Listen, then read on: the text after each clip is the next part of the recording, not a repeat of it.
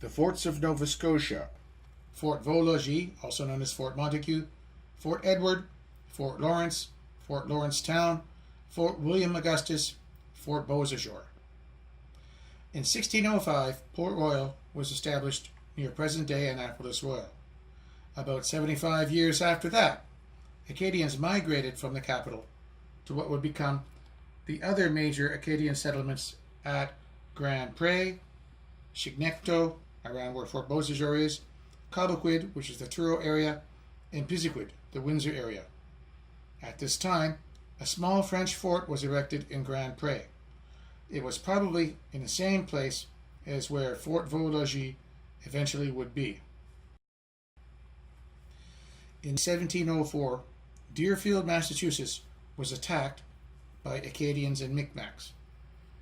Many people were murdered and scalped. Major Benjamin Church launched a retaliatory raid on Acadia in June and July 1704 to the areas of Port Royal, Grand Pre, and Pisiquid, which is Windsor. We do also declare that we have made some beginnings of killing and scalping some Canada men, which we have not been wont to do or allow, and are now come with a great number of English and Indians, all volunteers, with resolutions to subdue you, and make you sensible of your cruelties to us, by treating you in the same manner. The Proclamation of Benjamin Church. A 3-day battle ensued in Grand Pre, and a small English fort was built and burned upon the withdrawal of English troops. Prisoners were taken to be used to trade for the freedom of New England settlers later. After the conquest of Nova Scotia in 1710, this is Port Royal, and after its capture, it was renamed Annapolis Royal, and the fort was renamed Fort Anne after Queen Anne, who financed the war. This is the French surrendering the fort. And the subsequent Treaty of Utrecht in 1713, the territory became officially under English control. Samuel Vetch became the first governor of English Nova Scotia. And this is Fort Anne as it is seen today. The Fortress of Louisbourg was built in Ile Royale, Cape Breton, and the Acadians directly supplied the fortress, refusing to accept British rule.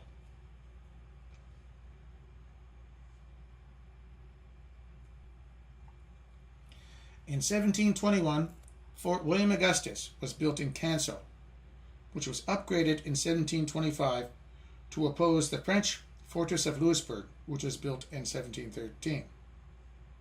This was built to protect the important fishery industry in the area and was garrisoned by the troops of the 40th Regiment of Foot. This is the first commander, Phillips. This is what the 40th looked like. The small town was attacked in Father's Rails War from 1722 to 1726. It was attacked again in 1744 by a force of 900 French Marines with cannons, as well as a large number of Acadians, Quebecois, and Micmacs. The fort had a garrison of 4 understrength companies of the 40th, and sheltered in the fort were 60 local English families. The fort was quickly surrendered for want of a good flint. Poor supply put the defenders in an untenable position of having guns that would not work. The prisoners were first put in the Fortress of Louisbourg and then paroled to Boston. These troops would be very valuable with their knowledge of the fortress when William Pepperell launched a large attack in 1745 from New England and, after a siege, took the fortress. Fort William Augustus was rebuilt to support the attack on Louisbourg.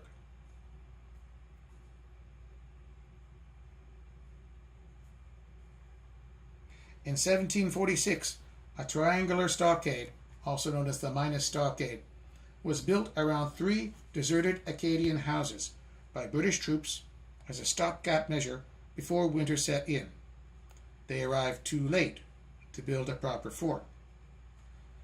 A blockhouse in Annapolis Royal was torn down, which is called Fort Mohawk, and rebuilt here in 1749. The garrison was transferred to Fort Edward in 1753. The blockhouse was rebuilt in 1760 and renamed Fort Montague. It was the traditional square shape. The old village stockade was referred to as Fort Vaux-Logis. There was a French fort near here at the mouth of the Gaspereau River. The Duc d'Anville launched a major expedition from France in 1746 with artillery to retake Fort Anne. It landed in Chebucto, where Halifax is now, and met up with hundreds of Acadians and Micmacs. It was delayed while waiting for 2 French warships,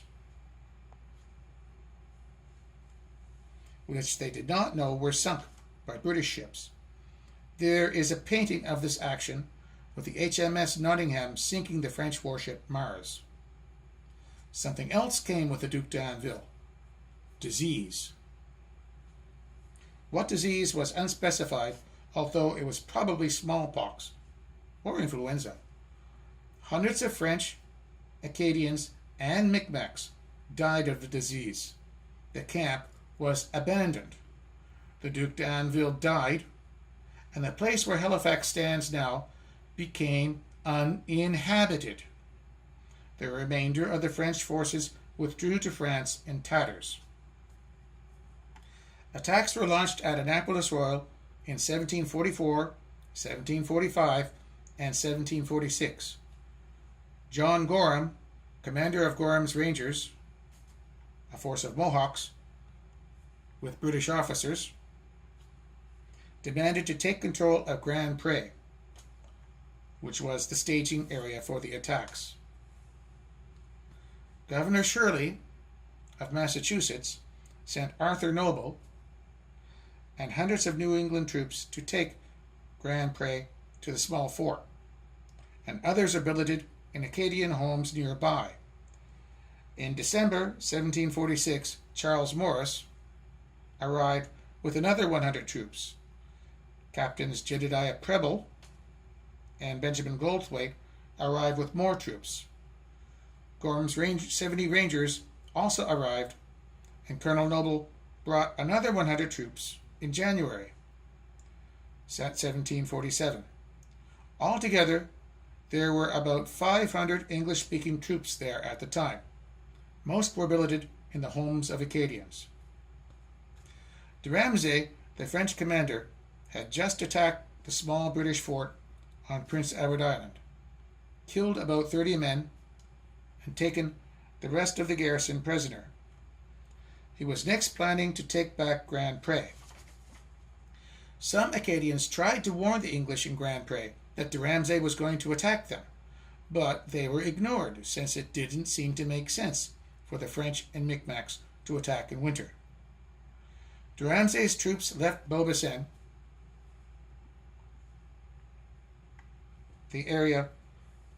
the fort that was in the area of Fort Beausejour, before it was built, on January 21st, 1747, on a 21-day march. It was led by Captain Colomb de Villiers. The Shubenacadie River was blocked by ice, so they had to go around. They eventually came up to the Grand Pre area on the Gaspereau Riverside, near Hortonville. There, they were joined by a large number of Acadians and Micmacs, bringing the force to over 500 men. The Acadians then led the French attacking force to where the English troops were billeted. The English were billeted in 24 houses. On the night of February 10th, in a snowstorm, the French, Acadians, and Micmacs attacked 10 of the houses.